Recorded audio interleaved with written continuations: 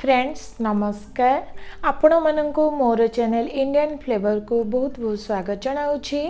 Friends पिला दिने मुढ़ी मुआ बहुत खाई थिबे। आज मु आनी आपण माननको पई मुढ़ी मुआर रेसिपी पिला माननको ठारू बड़ जाए समस्त को पसंद आसीबो एही मुढ़ी मुआ।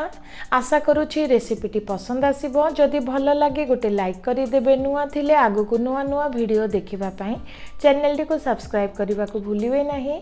तो देरी न करी चलंतु रेसिपीटी को स्टार्ट करिबा। फ्रेंड्स एठी गोटे कड़ाई को मीडियम हीट रे रखी एबे सेथिरे गोटे कप हेबा गुड़ को देउछि। सेथिरे अल्प टिके पानी को देई हल्का टिके मेल्ट हेबा को छाड़ी दबा। मार्केट रे बहुत सारा गुड़ मिलुछि।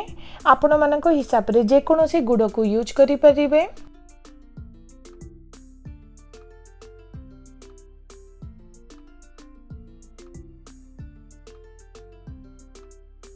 देखंतु किछि समय पर गुड़ पानी सह मेल्ट हुई टिके फुटिबा को स्टार्ट कलानी।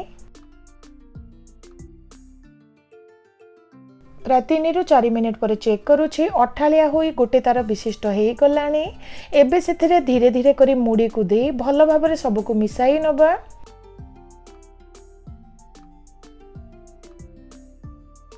फ्रेंड्स एठी मो गोटे कप गुड़ पई प्राय 2 कप हेबा मुड़ी को नेछि।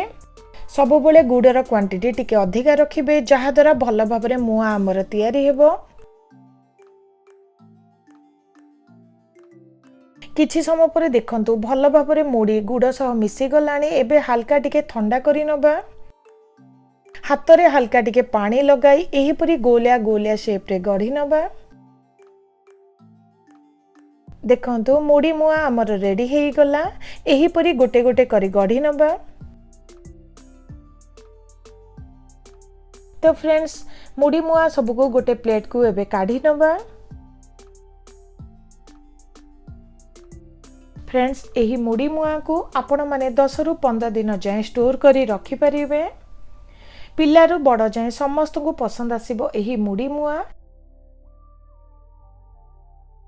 आशा करूछि आज एही रेसिपीटी पसंद आसीबो। जे कोनोसी टाइम रे आपण माने बनाई परिबे एही मुड़ी मुआ को।